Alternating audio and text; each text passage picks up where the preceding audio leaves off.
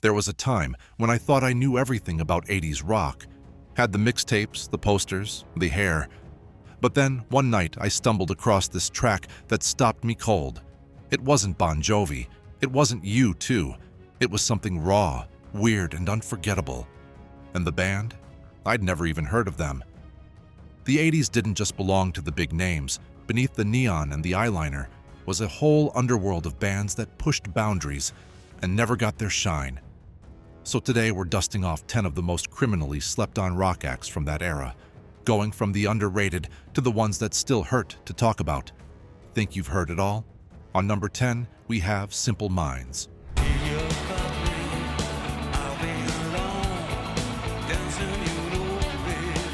Everyone knows Don't You Forget About Me, thanks to The Breakfast Club.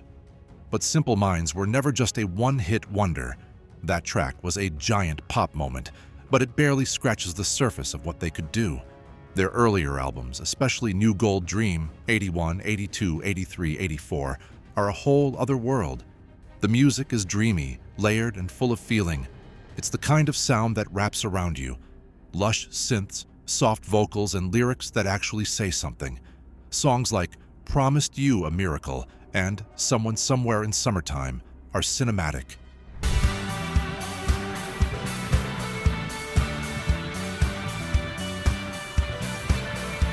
They don't scream for attention. They take their time and pull you in slow. There's a melancholy beauty in their work that a lot of people missed because of how big that one song got. If you only know them for one song, you're missing out. Simple Minds made some of the most underrated magic of the 80s. On number 9 is White Lion.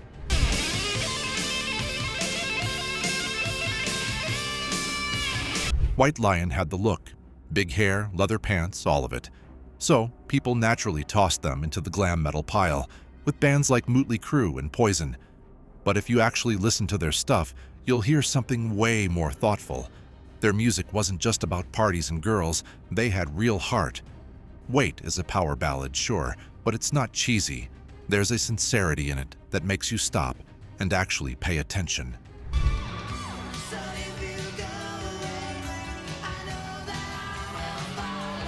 And then there's When the Children Cry, a soft, stripped-down track about war, peace, and growing up in a broken world. Not exactly your typical hair metal themes. Mike Tramp had one of those voices that could go big, but still sound raw and real. He didn't just sing notes, he felt them.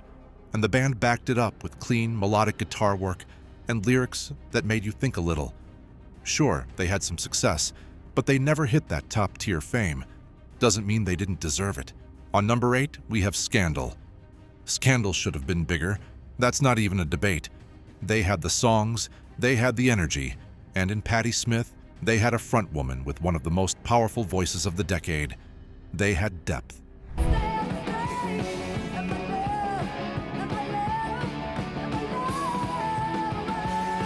Goodbye to You had this perfect mix of pop and heartbreak, with Patti's voice ripping right through the emotion like a blade.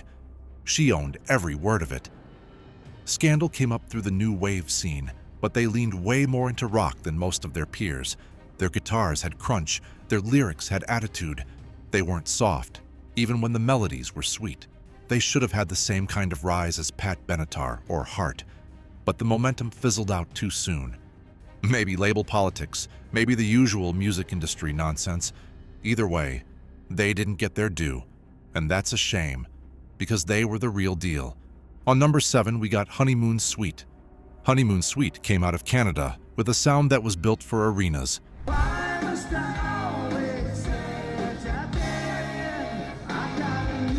Big vocals, even bigger choruses, and the kind of guitar riffs that made you want to roll the windows down and drive faster.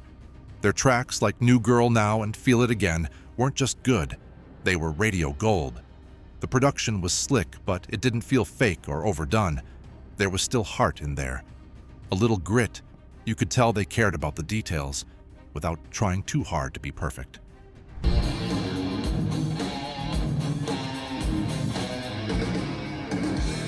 They had that sweet spot sound, somewhere between the melodic polish of Journey and the rougher punch of Def Leppard. But while bands like those were touring the world and topping charts, Honeymoon Suite kind of stayed local. In Canada, they were stars. But outside, not so much. And that's the part that still doesn't make sense. Maybe bad timing, maybe bad luck. Either way, they're one of those bands you hear once and think, wait, how have I never heard this before? On number 6, we have The Alarm. The Alarm was the kind of band that hit you right in the chest. They had the heart of punk and the muscle of stadium rock, and they made every word count.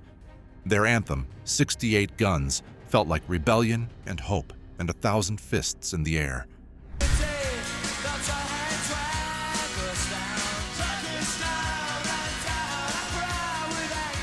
The Stand had that same fire, but added a punch of political commentary.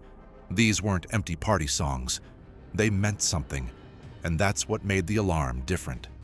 Mike Peters had one of those voices that made you believe him. Every line he sang felt like it came from somewhere real. You could tell this was a guy who didn't just sing about struggle, he lived it. And while they often got thrown into the new wave crowd, The Alarm's roots were deep in punk and protest. They weren't about fitting in, they were about standing up. On number 5, we got King's X.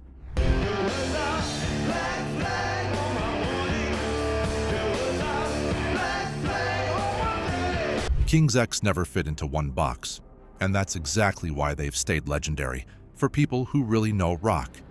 Formed in 1979, they showed up with a sound that blended progressive rock, funk, hard rock, and even gospel harmonies.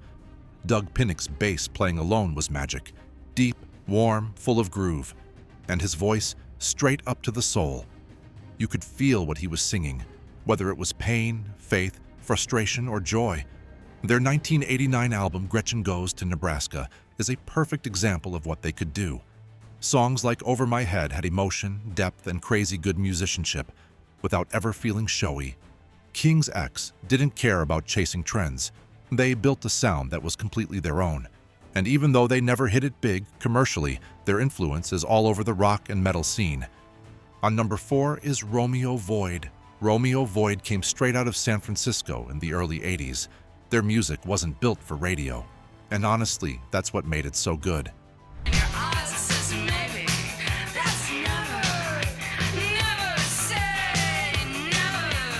This band had a sharp, post-punk edge, but they mixed it with funky bass lines and smoky saxophone breaks that made every track feel dangerous and cool. Their breakout track, Never Say Never, was a whole vibe. That slinky bass line pulls you in, and then Deborah Ayal's voice takes over, deep, commanding, and unapologetically confident. She didn't sound like anyone else on the scene. She wasn't trying to be sweet or polished. She was raw, blunt, and totally unforgettable. Romeo Void's songs had layers. A Girl in Trouble Is a Temporary Thing had this quirky, dark energy that stuck with you long after it ended. Their whole catalog felt like it was walking a tightrope between chaos and groove, and somehow they never fell. If you want music that shakes you up a little and dares to be different, Romeo Void is pure gold waiting to be found. Listen it up right now. On number 3, we got Missing Persons. Missing Persons didn't just sound like the 80s, they looked like it too. Loud colors, wild outfits, and a front woman who broke every rule and made new ones.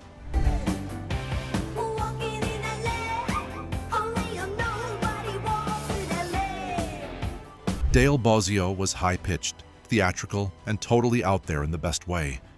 You'd hear her voice once and instantly know it was her. That kind of identity, super rare. Their song Walking in LA became a sarcastic anthem, poking fun at the weirdness of California culture, while also becoming part of it. It was catchy, clever, and kind of brilliant. Their music had this offbeat charm. Like punk had a baby with synth pop and then sent it to art school. It wasn't polished to death, but it still had hooks. The synths bounced. The lyrics hit weird angles. They were part of the new wave explosion, but way more experimental than what was getting radio play. And while they never totally broke into the mainstream, their influence bled into a lot of what came next in pop and alt music. On number 2, we have Trash Can Sinatras. Trash Can Sinatras flew under the radar, and honestly, that's part of their charm.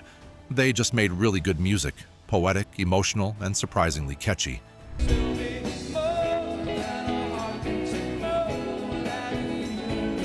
Their songs had this soft melancholy that didn't drag you down, but made you think. Only Tongue Can Tell is a perfect example. It's got jangly guitars, clever wordplay, and this sweet, sad vibe that lingers. Their sound sits somewhere between the Smiths and early REM, but without all the ego or drama. They were the kind of band that critics loved, and real music fans quietly passed around like a secret. Their melodies were gentle, but stuck with you. Their lyrics were smart without trying to prove it. And that balance? That's hard to find anywhere else. If you love songs that sneak up on you emotionally, this band's worth digging into. And now's the one you waited the most for. On number 1 is The Replacements.